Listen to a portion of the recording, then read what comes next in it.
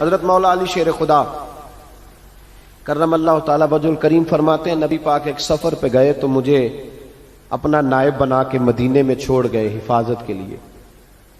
میری باتوں کی سمجھ تو آ رہی ہے نا آپ حضرات کو؟ حضور مجھے چھوڑ گئے، کہتے ہیں میرے پاس مال غنیمت کے تھوڑے سے پیسے تھے، میں سونے کا ایک ہار لایا، ایک لاکٹ لایا اور سیدہ فاطمہ کو تحفہ دیا، پہلی دفعہ سونے کا ہار انہوں نے پہن لیا. نبی پاک علیہ السلام کا طریقہ مبارکہ یہ تھا کہ حضور جب سفر پہ جاتے تھے تو سب سے آخر میں سیدہ فاطمہ کے گھر جاتے اور جب واپس آتے تو سب سے پہلے آتے، سب سے پہلے. حضرت علی کہتے ہیں ایک قاصد آیا، اس نے آ کے بتایا کہ کل نبی پاک واپس آ جائیں گے. سیدہ فاطمہ بڑے دنوں سے انتظار کر رہی تھی کہ حضور آئے نہیں، اتنے دن ہو گئے. جب جا کے بتایا نا کہ کل حضور آئیں گے تو کہتے سیدہ نے صبح سے صفائیاں شروع کر دی، کھانا پکایا اپنے محبوب کے لیے، حضور کے لیے بہترین کھانا بنایا اور بہت ساری تیاری کی. کہتے ہیں حضور آئے، حسب روایت حسب عادت، وہی مبارک عادت جو محبوب کی ہمیشہ سے تھی. نبی پاک آئے، پہلا قدم سیدہ فاطمہ کے گھر میں رکھا، السلام علیکم کہا اور سیدہ نے وعلیکم کہا تو حضور نے ان کا چہرہ دیکھا تو واپس چلے گئے. حضرت فاطمہ رونے لگ گئی. مولا علی شیر خدا کہتے ہیں میں گھر آیا تو بی بی صاحبہ زاروں قطار رو رہی. فاطمہ کیا ہوا؟ کالی پتہ نہیں، حضور سلام لیا واپس چلے گئے، ایسا کبھی ہوا ہی نہیں، پتہ تو کریں. شیر خدا کہتے ہیں میں مسجد میں گیا تو نبی پاک بھی ایک کونے میں بیٹھ کے رو رہے تھے. میں نے کہا یا رسول اللہ آپ یہاں رو رہے ہیں، فاطمہ وہاں رو رہی ہے، بات کیا ہے؟ تو نبی کریم علیہ السلام نے فرمایا وہ میری بیٹی ہو کے سونا پہنتی ہے، اگر فاطمہ بھی سونے سے پیار کرے گی تو امت کی غریب بیٹیاں کدھر جائیں گی؟ وہ بھی سونا پہننے لگ گئی ہے، وہ بھی اگر یہ کام کرے گی تو غریبوں کی بچیاں کس کے طریقے پہ چلیں گی؟ وہ بھی سونا پہنتی ہے. حضرت علی کہتے ہیں میں نے کہا یا رسول اللہ انہوں نے نہیں پہنا، وہ تو میں نے لا کے دیا ہے، انہوں نے خواہش نہیں کی. تو محبوب نے فرمایا اسے جا کے بتاؤ. حضرت فاطمہ الزہرا رضی اللہ تعالی عنہا کو جا کر کے بتایا گیا کہ محبوب پاک تو اس بات سے آپ سے ناراض ہیں.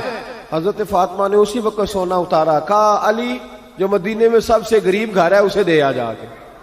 بھائی نبی پاک نے انہیں سادگی میں رہنا، پاکیزگی میں رہنا سکھایا، انہیں حسن سکھایا، انہیں عبادت سکھائی. نبی پاک علیہ السلام، یہ تو ساری دنیا بیان کرتی ہے کہ امام حسین نبی پاک کے کندھے پہ بیٹھ جاتے تھے سجدے کے عالم میں تو 72 تسبیحیں حضور پڑھتے تھے. پتہ ہے حضور سکھاتے کیا تھے؟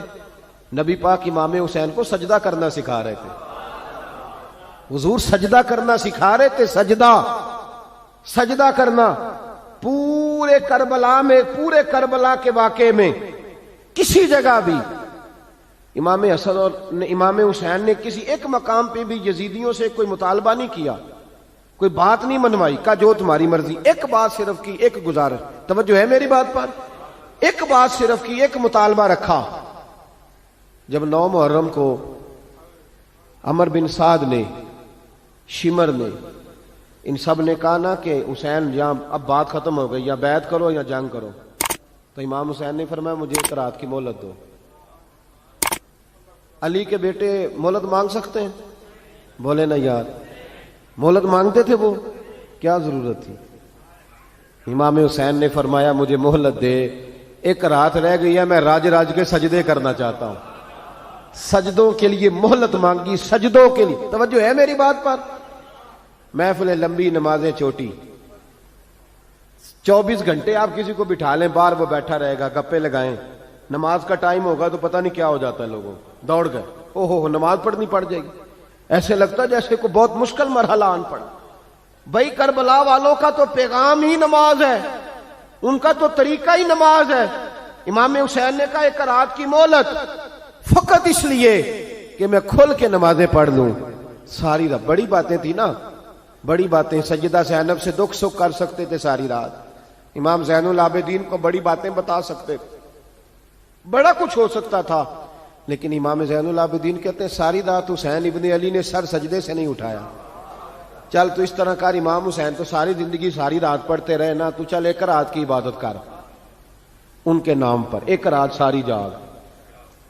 نہیں نا تسی ہاں کی تھی، ایک رات کہی ہے میں نے، بڑا مشکل ہے ہمارے لیے. آپ یقین کریں مسلح، اور پھر کسی نے ہمیں کان میں بتا دیا کہ تسی نسبت آلے ہو، تسی بخشے ہو.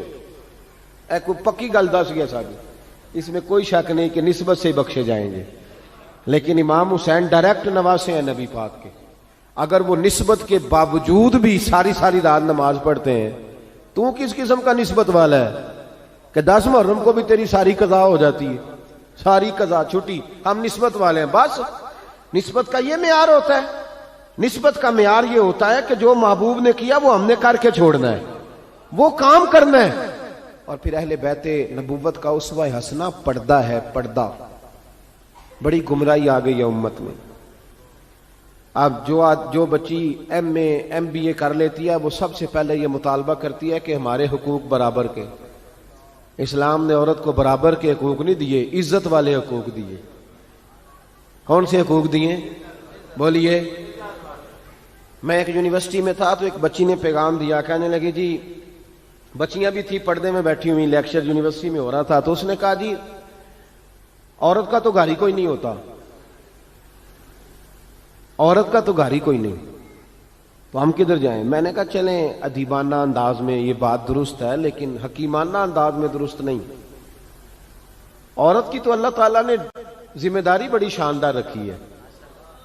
جب تک باپ جوان ہوتا ہے نا، توجہ ہے میری بات پر، جب تک باپ جوان ہوتا ہے تو بیٹی اس کے گھر رہتی ہے، اور جب بچی جوان ہوتی ہے، ابا تھوڑا بوڑھے ہونے لگتا ہے نا، تو اللہ تعالیٰ خامند کی ڈیوٹی لگا دیتا ہے عورت پر. اور جب خامند تھوڑا بوڑھا ہونے لگ جاتا ہے تو بچے جوان ہو جاتے ہیں. تو میں نے کہا بی بی تو سمجھی نہیں، تو کہتی ہے میرا گھر کوئی نہیں. رب کریم نے تو تیرا محافظ ہمیشہ جوان آدمی کو رکھا ہے، جوان کو، کبھی باپ کو، کبھی بھائی کو، کبھی بیٹے کو، کبھی شوہر کو. تو یہ کیسے؟ اسلام نے تو تیرے لیے جوان خون تیرا محافظ رکھا اگر تو سمجھے. حضرت فاطمہ نے ساری زندگی پردے میں گزاری، ان کا ننگا سر کبھی سورج نے بھی نہیں دیکھا. یہاں اللہ خیر کرے دینداروں کی بچیاں پردہ نہیں کرتی، حاجیوں نمازیوں کی بچیاں پردہ نہیں کرتی. کپڑے استری نہ ہو تو گھر میں جھگڑا شروع ہوتا ہے، اور بی بی پردہ نہ کرے تو پرواہ کوئی نہیں. حضرت عبداللہ بن سہل ایک تابعی بزرگ ہے، نام یاد رکھنا. عبداللہ بن سہل کہتے ہیں سیدہ زینب جب کربلا سے واپس آئیں تو وہ میری پڑوسن تھیں. 15 سال کہتے ہیں میں ان کا پڑوسی رہا ہوں. 15 سال، 15، امام شورانی نے اس کو لکھا ہے، 15 سال میں حضرت زینب کا پڑوسی رہا. کبھی ہوتا ہے نا کہ بی بی برقع پہن کے باہر نکل آتی ہے، بازار جانا ہے، دوائی لینی ہے، کوئی کام ہے. کہتے ہیں 15 سال میں پڑوسی رہا، پر میں نے پردوں میں چھپی ہوئی زینب بھی کبھی نہیں دیکھی. کہتے نا برقعے میں بندہ بی بی دیکھ لیتا، میں نے پردے میں چھپی ہوئی بھی بی بی کبھی نہیں دیکھی. تو کربلا والوں کا تو طریقہ پردہ ہے، ان کا طریقہ. اب آخری بات سنیں، کربلا والوں کا طریقہ حوصلہ ہے، ہمت ہے. ہمارے ہاں نا خودکشیاں عام، جھگڑا عام، لڑائی عام. اس کی وجہ یہ کہ حوصلہ کوئی نہیں. ذرا سی بات کوئی بندہ برداشت کرنے کو تیار. اہل بیت کا جو طریقہ ہے نا وہ حوصلہ ہے، وہ صبر ہے. وہ چلے محبت کی بات ہے کر دیتا ہوں. ایک بابا جی سے میں نے پوچھا، میں نے کہا جناب صحت کیسی ہے؟ کہ دکھا نہیں وڈیریاں کر چھڑیا. میں کہا کنی عمر تہاڈی؟ کہندا میں عمر تے ایویں 76 کو سال ہے. تے میں کہا دکھاں تو بغیر بھی ہن تساں وڈیریا ہی ہونا سی. بس کر دے، دکھوں کو بدنام کیا ہوا بلا وجہ. اب بس کریں، وڈیرے ہونا تھا کہ نہیں ہونا تھا؟ تے نہ دکھاں دا لا دیتا ہے. ہجوم غم میں بھی توہین نے ضبط غم نہ ہوئی، ہم تو اس احتیاط سے روئے کہ آنکھ نم نہ ہوئی. اللہ والے تو مطلب شکوہ کرنا ہر وقت شکوہ، حوصلہ ہی کوئی نہیں، سکون ہی کوئی نہیں، پریشانی بڑی ہے جی، آزمائش بڑی ہے. کبھی آپ نے کہیں سنا ہے کہ واقعہ کربلا کے بعد حضرت زینب معاذ اللہ نفسیاتی مریض ہو گئی تھی؟ امام زین العابدین، سیدہ سکینہ، حضرت صغرا وہ حوصلے میں رہے، متوانا رہے. امام زین العابدین نے اس کے بعد بھی کئی دفعہ پیروں میں بیڑیاں پہنی، کئی دفعہ.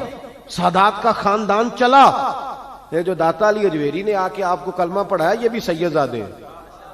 سیدوں کا قافلہ رکا نہیں، یہ خواجہ اجمیری بھی سید زادے، غوث پاک جیلانی بھی سید زادے. یہ سادات کا سلسلہ چلتا رہا.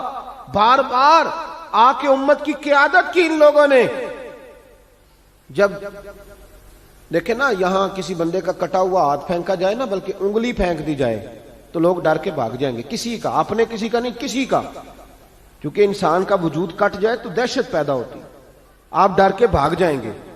امام حسین کا کٹا ہوا سر